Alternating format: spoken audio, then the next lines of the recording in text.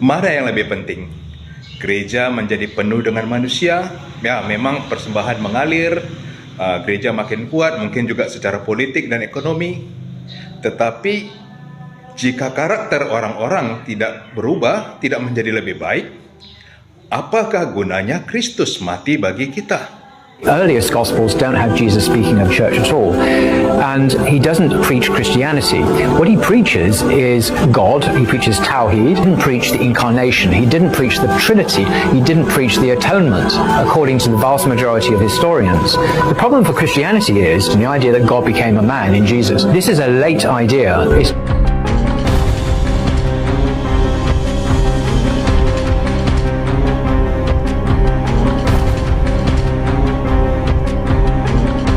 Assalamualaikum warahmatullahi wabarakatuh. Sahabat beriman, berjumpa kembali di Bintang Mu'alaf Channel.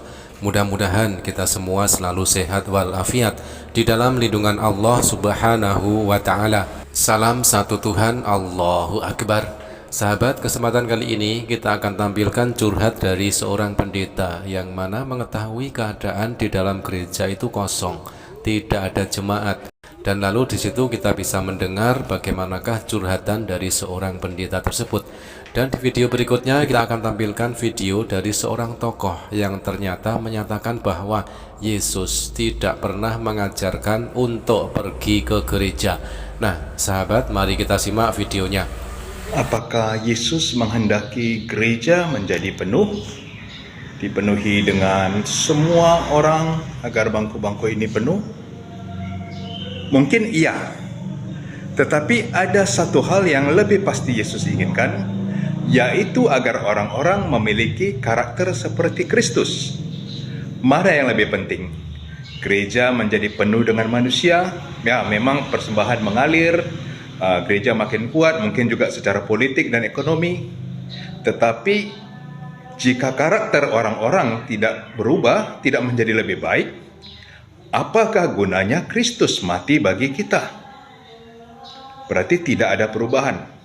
Kita mengatakan Yesus telah mati sia-sia bagi saya.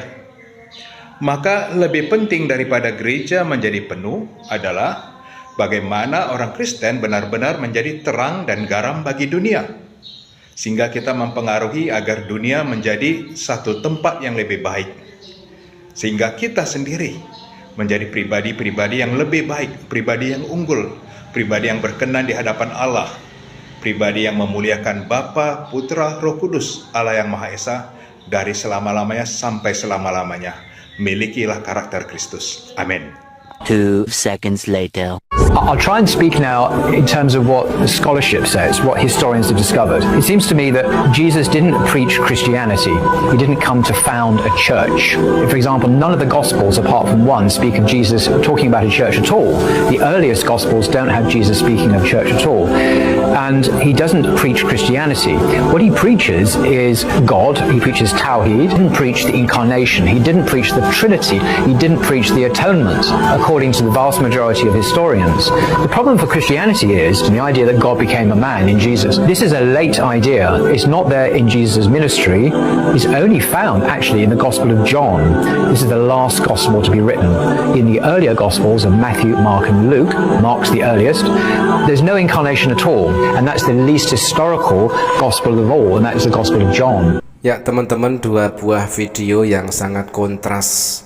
Yang satu video dari seorang pendeta di Indonesia yang sangat khawatir dengan kondisi dan keadaan di gereja yang sekarang sudah mulai kosong, kursi-kursi tidak ada jemaatnya, dan lalu curhatlah pendeta tersebut dan menghibur diri ya.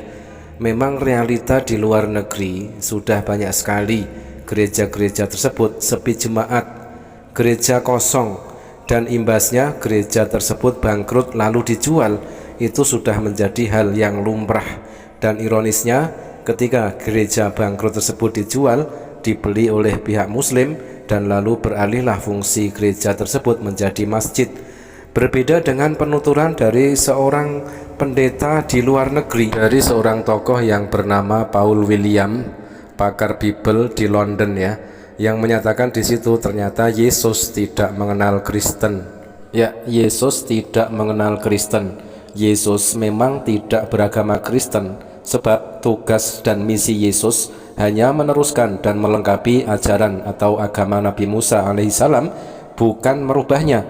Ada di dalam Matius 5 nomor 17 dan 18, tertulis juga di dalam Lukas 16 nomor 17. Tetapi upaya Yesus yang bertahun-tahun untuk memurnikan kembali ajaran tauhid Nabi Musa alaihissalam justru hancur berantakan, dirubah oleh Paulus, dan kemudian digiring ke alam yang sangat asing, yaitu dunia Kristen. Jadi Pauluslah yang mengemas dan mencabut Kristen keluar dari akarnya, yakni Yahudi dan Yerusalem, mengangkatnya keluar menuju masyarakat penyembah berhala, di mana hal tersebut dikemukakan oleh Max Eidimon sebagai berikut. Pemisahan Kristen dari Yahudi terjadi setelah tahun 50-an Masehi, ketika sekte Kristen dibawa penyembah berhala dan menjadikannya agama dunia. Ini merupakan keputusan sekaligus hasil karya seorang Yahudi yang lain, pendiri sesungguhnya dari gereja Kristen.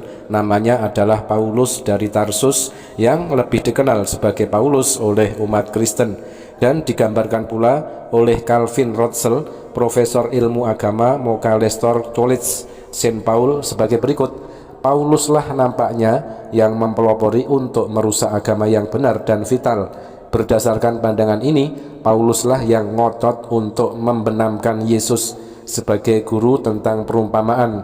Dengan Yesus di tiang salib sebagai bapak gereja, dia mengunci mati agama Yesus. Dan memang Yesus sama sekali tidak mengenal dan tidak pernah pula menyebut atau memakai istilah atau kata Kristen.